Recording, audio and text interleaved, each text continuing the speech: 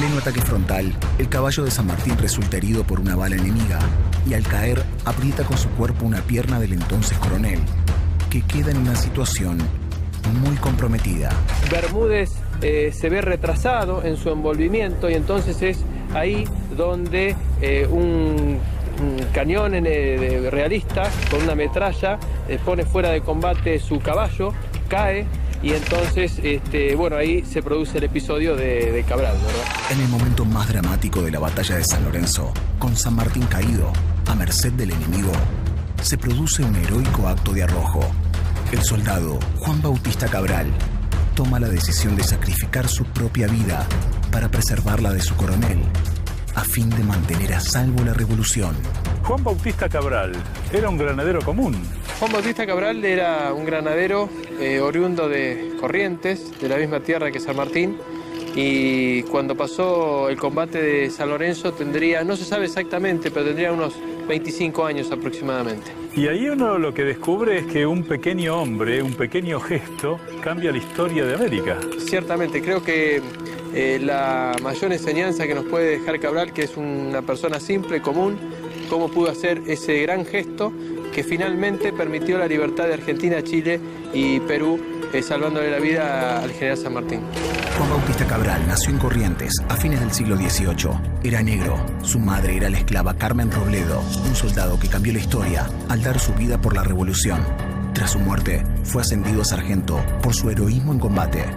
Cabral sale herido, lo llevan al convento y allí, pasó para la historia, porque lo dice Bartolomé Mitre, la frase muero contento en batido al enemigo, pero en realidad debe haber sido de otra manera, ¿no es cierto? Ciertamente Cabral es herido de muerte en el combate, pero realmente fallece 2 horas más tarde en el hospital de sangre del convento. Cabral, soldado heroico, cubriéndose de gloria, cuál precio a la victoria, su vida rinde, haciéndose inmortal, y así salvó su arrojo, la libertad naciente, que medio continente, honor al gran Cabral. Toda esa operación militar tuvo una duración bastante corta. 17 minutos es lo que duró el combate de San Lorenzo. Fue una victoria completa. Necesitaba inevitablemente San Martín demostrar una victoria de sus granaderos, que había estado formando durante tanto tiempo. Necesitaba mostrar esa bravura que realmente fue puesta de manifiesto en San Lorenzo. San Martín, ¿era petizo, era alto?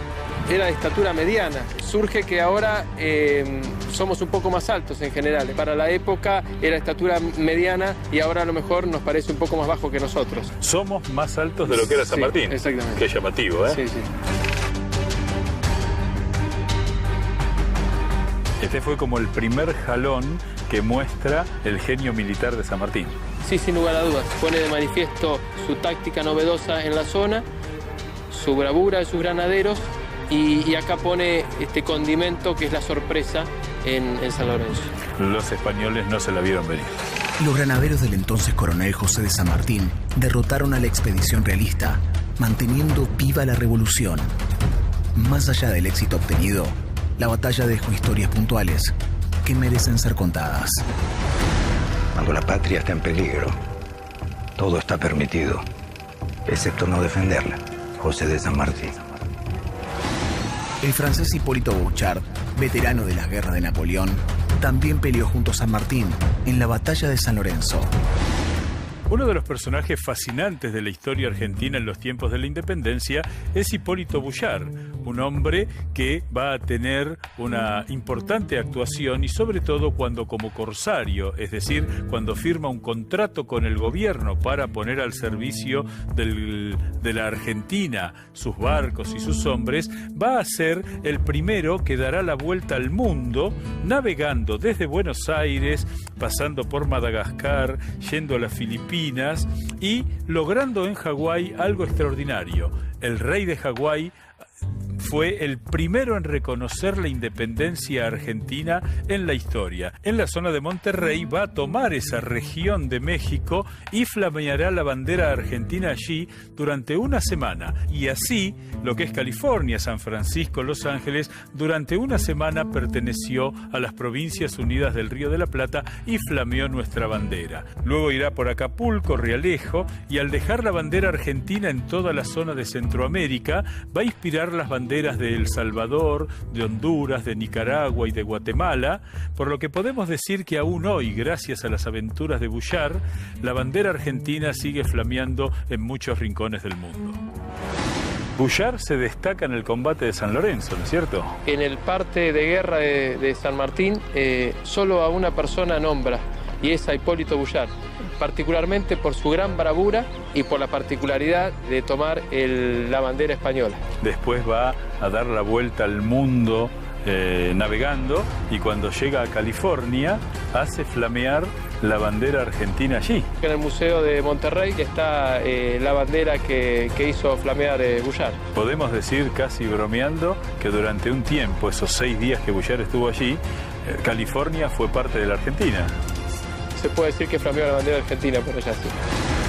Los soldados de la patria no conocen el lujo, solo la gloria. José de San Martín.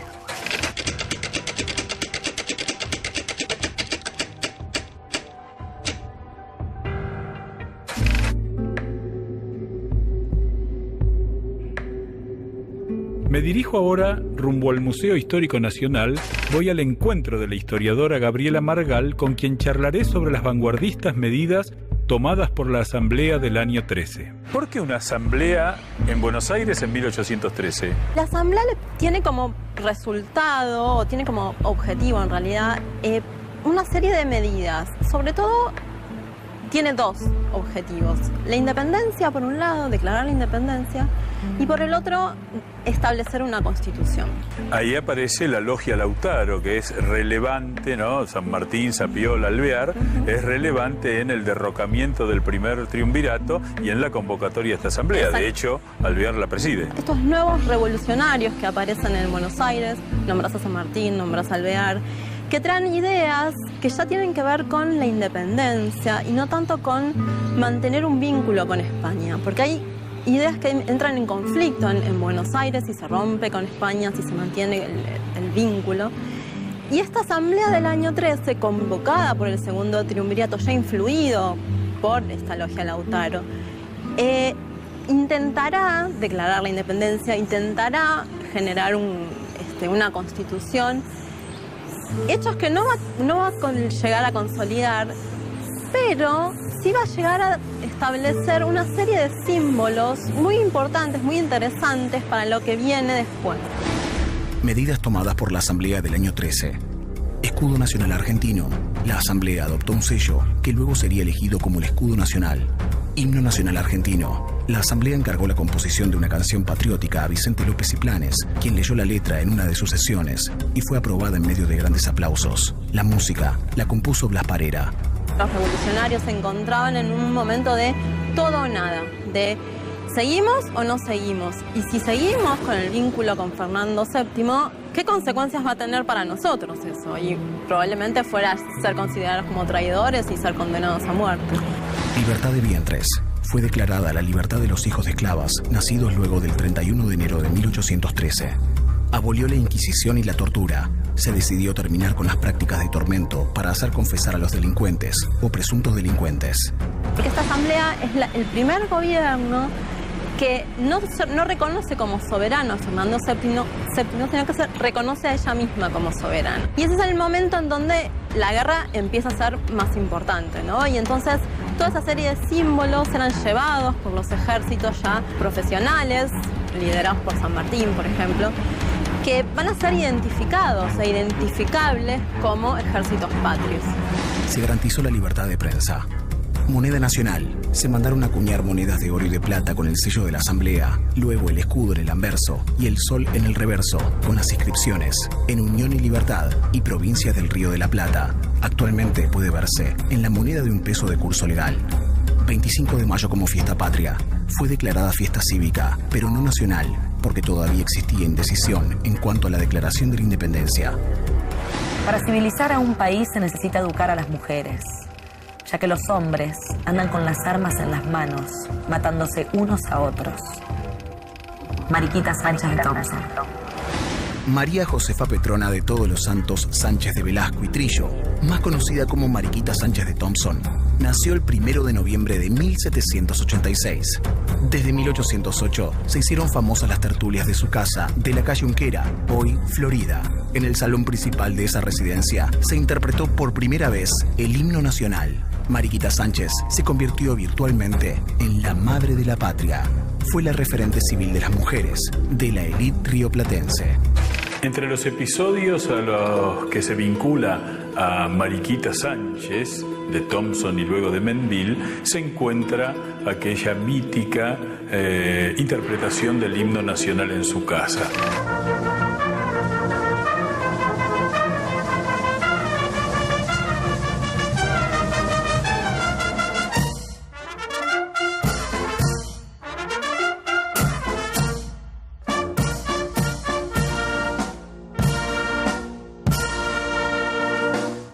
Hoy de mortales el grito sagrado. Libertad, libertad, libertad. Hoy del ruido de rotas cadenas, ve del trono a la noble igualdad. Ya su trono dignísimo abrieron las provincias unidas del sur, y los libres del mundo responden al gran pueblo argentino salud, al gran pueblo argentino salud, y los libres del mundo responden al gran pueblo argentino salud, y los libres del mundo responden al gran pueblo argentino salud. Además de una patriota, Mariquita Sánchez de Thompson fue una precursora en pos de la lucha por los derechos de la mujer. Me es preciso defender mis derechos. ¿Matrimonio indisoluble? No creo que sea cosa de Dios mantener a las personas en el tormento indefinido. Mariquita Sánchez de Thompson. Bueno, Gabriela, nos encontramos aquí en el patio del Aguatero. Un hombre y una mujer, como hace ya más de 2 siglos, se encontraron Mariquita y Martín, ¿no? Así es, nos encontramos. Bueno, qué historia esa, ¿no? Una historia preciosa, diría yo. Es la historia de una rebeldía, de una mujer niña de 14 años que decide decirle que no a sus padres, al pretendiente que ellos habían elegido para ella, y decirles que en realidad ama a otro hombre. Lo hace en el momento que le iban a presentar a la sociedad ese matrimonio. Ese matrimonio. En el momento de los esponsales le preguntan si ella voluntariamente quiere casarse con Diego del Arco, y ella dice que no.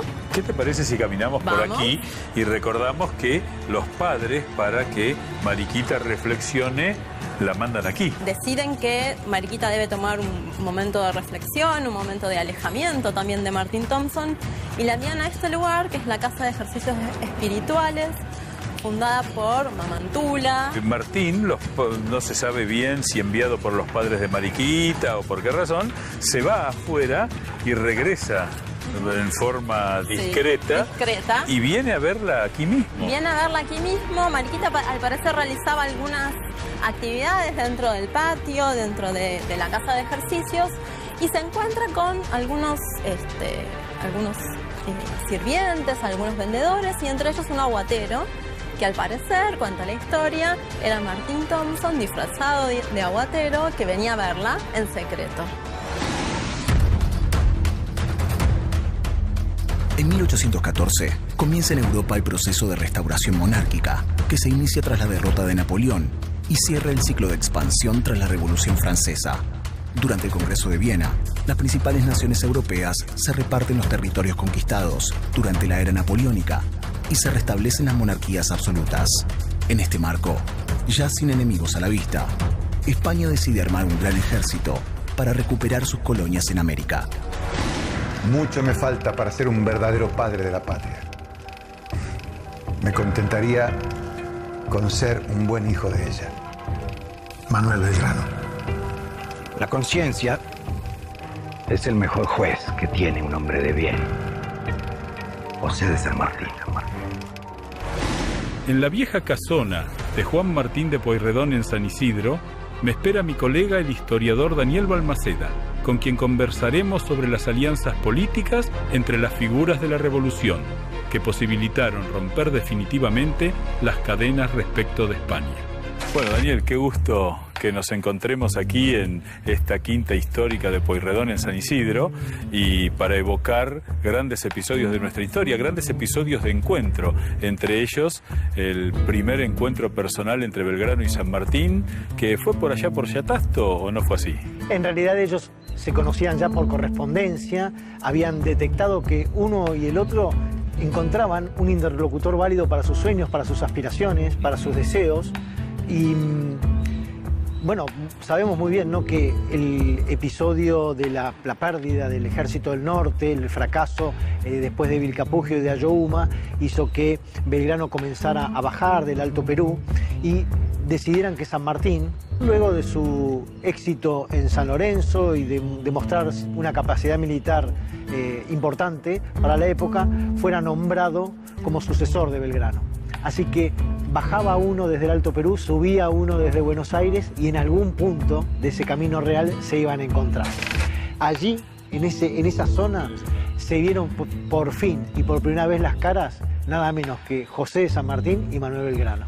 Y allí se concreta la confianza y los dos se ponen el uno al servicio del otro. Eso es muy interesante, ¿no? Es muy interesante porque Belgrano en ese momento tenía un cargo superior y sin embargo ya admiraba ciertas actitudes de San Martín, había tenido noticias de su éxito en San Lorenzo.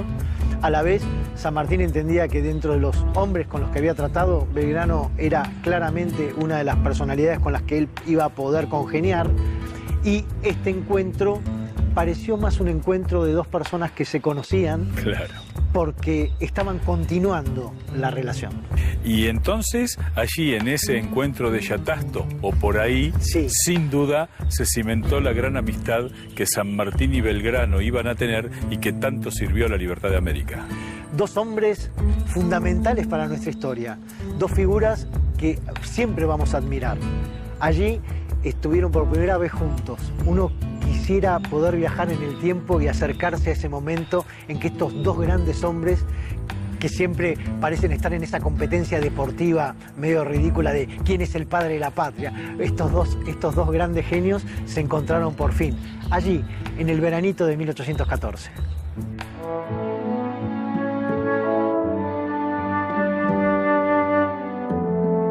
Estoy yendo al encuentro de la tumba más antigua del cementerio de la Recoleta.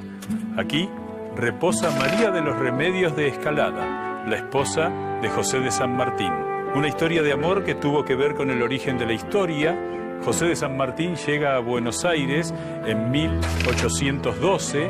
Le piden una serie de requisitos. Tuvo que comprar una casa en Buenos Aires, tuvo que formar su propia tropa y sobre todo tenía que casarse porque era una forma de mostrar su afincamiento en nuestras tierras.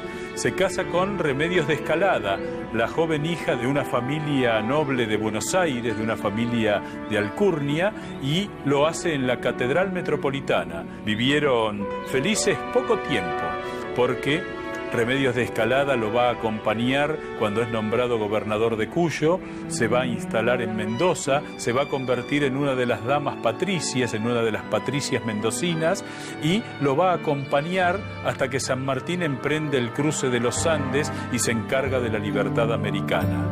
Ella va a criar sola durante mucho tiempo a su hija Mercedes, la única hija del Libertador. Va a regresar a Buenos Aires, no va a volver a verlo, y en Buenos Aires va a morir muy joven, a los 26 años, en 1823. Y él, con sus propias manos, puso aquí esta lápida que tiene una de las frases más bellas que uno puede encontrar en el cementerio. Aquí descansa doña Remedios de Escalada, esposa y amiga del general San Martín. Este lugar sagrado es el último lugar que San Martín pisó en la América que ayudó a libertar. Otro líder sumamente comprometido con los ideales de la revolución era el caudillo Martín Miguel de Güemes, quien junto a sus legendarios gauchos salteños logró contener el avance realista en la frontera del norte. Bueno, luego de las derrotas del Ejército del Norte, el encuentro de San Martín y Belgrano, aparece legendaria prácticamente la figura de Martín Miguel de Güemes. ¿Quién era Güemes? Güemes era un terrateniente, era una figura de la sociedad salteña, de una sociedad salteña dividida, como todo el norte. También ocurría en Tucumán y, por supuesto, mucho más al norte, en Jujuy, era más evidente. Cuando digo dividida, es que había un grupo que era más tendiente de los realistas, más tendiente a la posición de los realistas, otra a la de los patriotas, y así es que Güemes brota como una personalidad fundamental. Cuando comienza la Guerra de Independencia, Güemes, que era integrante del Ejército del Norte, se puso a cargo del Escuadrón Gaucho, el cual fue crucial para vencer en la batalla de Suipacha, la única victoria patriota en esa expedición. Por ese liderazgo pudo convertirse en la barrera defensiva del norte del país. Ese hombre que, además, con un conocimiento muy claro del terreno, planteó una estrategia de una eficacia notable, porque no eran demasiados los hombres de Güemes y lograba frenar todos los impulsos que venían desde el norte con ejércitos regulares. Exactamente, Eduardo. Vos pensás que en el caso de Güemes, él lo que tenía era conocimiento del terreno y todos eran muy hábiles jinetes. Algo que tal vez no podías ver con tanta claridad, ni en el ejército realista, ni en el ejército del norte. Estos hombres eran centauros. Eso era fundamental, porque se movían con una facilidad que ninguno de los otros podía hacer. Cuando San Martín concibió su plan de ir por el Pacífico, cruzar los Andes e ir por el Pacífico, entendió que Güemes iba a ser una pieza fundamental de todo ese engranaje. Y uno piensa que los congresales decidieron reunirse en San Miguel del Tucumán, ahí nomás, y que lo hacían un poco porque esa estrategia, esa táctica de Güemes le daba la tranquilidad de que no iban a pasar. Y sin duda, y los propios diputados le aclaraban a los que no podían conocerlos, inclusive a los cuyanos, que la frontera iba a estar muy bajo control con estos valientes. La estrategia de San Martín entonces fue estabilizar el norte y cruzar. Y mientras San Martín cruza los Andes, libera Chile y luego libera el Perú, Güemes seguía ahí en el norte. Exactamente, Güemes mantuvo la frontera impasable y la frontera del norte, mientras San Martín avanzaba desde el oeste, con la tranquilidad de que siempre el norte iba a estar bien custodiado. Juan Martín de Pueyrredón fue un militar y político argentino, héroe de la Reconquista tras las invasiones inglesas.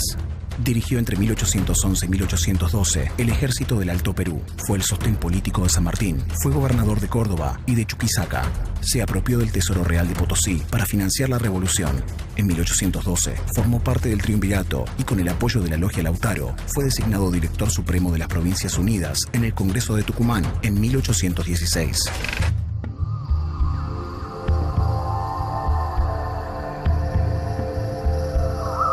En esta quinta de Pueyrredón, Daniel, ¿quién es Juan Martín de Pueyrredón? ¿Quién fue? Una figura central, porque como muchos de los de nuestra época, de la época que estamos evocando, era un comerciante. Y las urgencias de las invasiones inglesas lo llevaron a convertirse en un militar.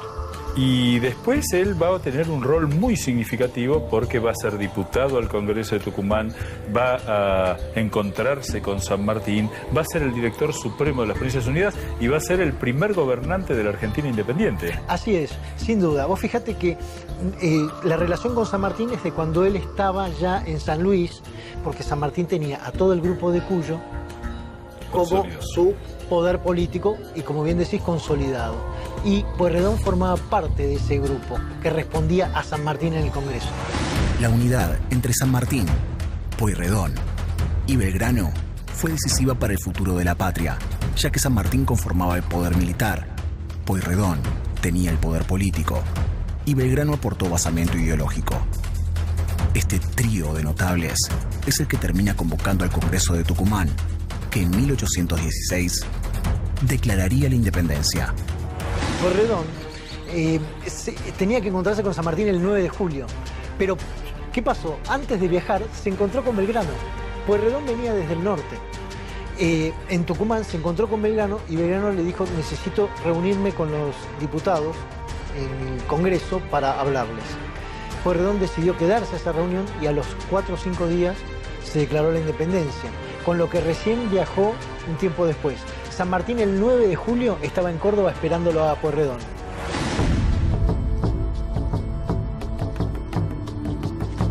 Daniel, estamos aquí donde se reunieron en este lugar, abajo de este árbol, San Martín y Pueyrredón. El famoso algarrobo de la quinta de Pueyrredón, y acá lo tenemos. Vos fíjate qué emocionante, porque pocas veces tenemos la oportunidad de estar en un lugar donde se escribió la historia. Aquí estuvieron reunidos Pueyrredón y San Martín. Acá donde estamos nosotros. Que es impresionante. Y ese encuentro no fue el primero. No fue el primero porque ya se habían reunido en Córdoba. Ellos tuvieron esa reunión cumbre, una reunión que duró aproximadamente 18 a 20 horas ininterrumpidas, en donde San Martín desplegó los planos, le contó por primera vez a alguien el plan, casi te diría con muchísimo detalle, pero sobre todo teniendo en cuenta algo fundamental. San Martín quería tener un plan B. Si a él le pasaba algo, alguien tenía que seguir con eso. Y ese hombre era Pueyrredón. San Martín sabía que esto se tenía que hacer en equipo, que no podía ser la voluntad de uno, sino que había que tener piezas repartidas en distintas partes y la información para que se pudiera llevar adelante más allá de los hombres.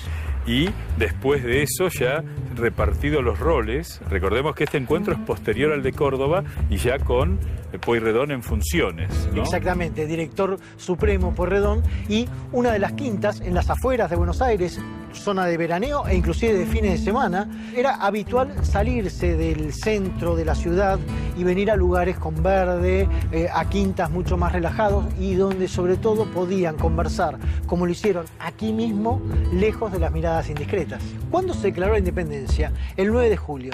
A los pocos días, San Martín desarrolló todo su plan con estos hombres, nada menos que con Güemes, con Belgrano y con Pueyrredón. Y en el verano, cuando cayeron las nieves del 17, comenzó finalmente el añorado cruce de los Andes. Y Pueyrredón, que no solo lo apoyaba políticamente, discutía militarmente, sino que además era el que tenía que conseguir la plata. Y tenía la tarea tan ingrata de sacar jugo de las piedras, de conseguir fondos para financiar a ese ejército libertador. Y vos sabés muy bien que en un momento Pueyrredón siente que ya lo estaban por ahorcar en el fuerte. Esa carta es muy linda, ¿no? Exactamente, donde le dice: va la carne, va el dinero, va todo, y no me pida más porque voy a amanecer ahorcado en el fuerte. San Martín en Cuyo aceita la preparación del ejército de los Andes, y en el verano cruza los Andes. Comienza el gran proyecto con el paso fundamental, el cruce de los Andes, aquel que San Martín estuvo organizando y planeando durante años, durante 3 años, concentrado en ese objetivo. Ese viaje que te aclaro: subite a un ascensor, toca el piso 1000 y cuando llegues al piso 1000, hace 400 pisos más por escalera y allá arriba comenzaron a cruzar. Eso es lo que hicieron ellos. Y vencieron a un ejército español de larga trayectoria. Fue una victoria fundamental que le permitió justamente a Pueyrredón un alivio esa noticia porque en Buenos Aires lo miraban con cierto resquemor.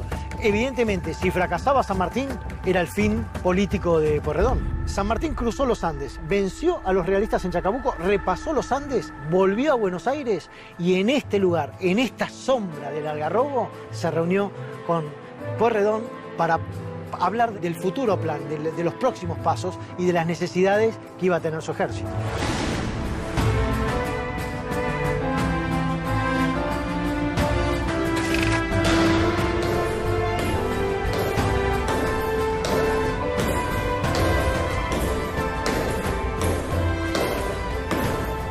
Rodeado de espadas gloriosas, aquí, en el Museo Histórico Nacional Argentino, se encuentra el sable de José de San Martín, el Libertador.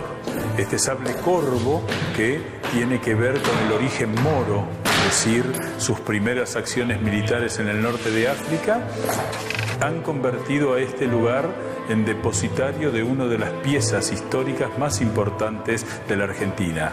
Por esa razón, siempre para su exhibición se encuentra custodiado por 2 granaderos a caballo del regimiento que el Libertador creara allá por 1812.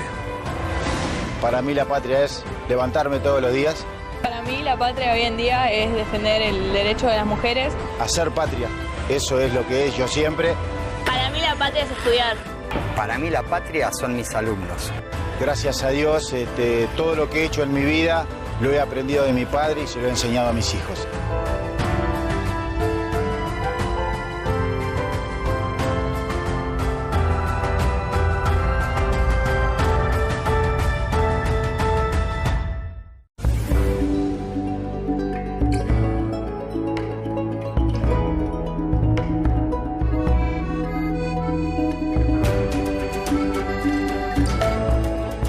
En estos 2 programas pudimos contarte las historias que están detrás de las grandes pinturas, de los grandes cuadros que nos enseñaron en la escuela. Pudimos rescatar a esos hombres y mujeres que con convicción patriótica dieron la vida para forjar nuestra nación.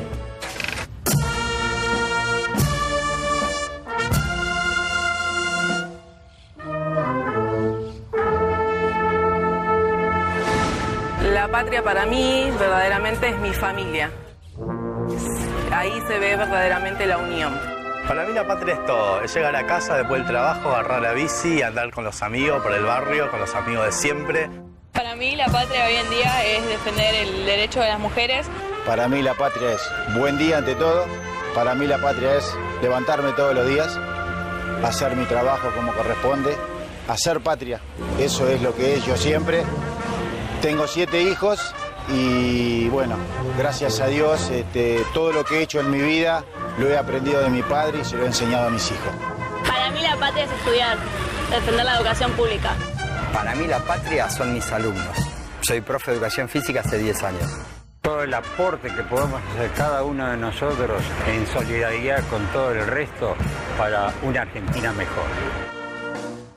Hoy de mortales el grito sagrado. Libertad, libertad, libertad.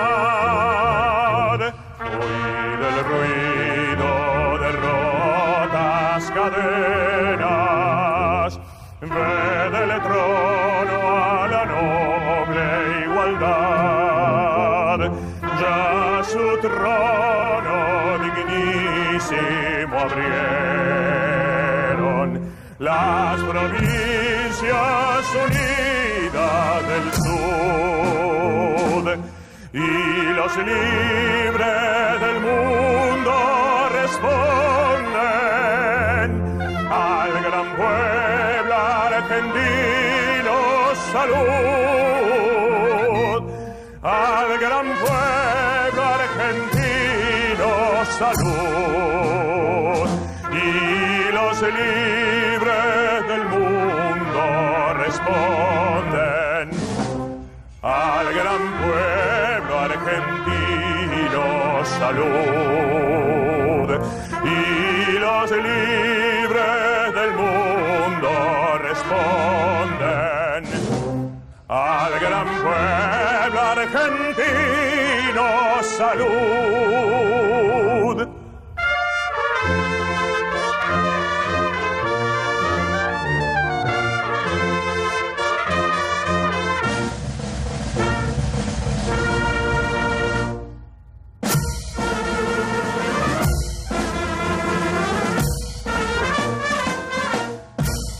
Sean eternos los laureles que supimos conseguir, que supimos conseguir,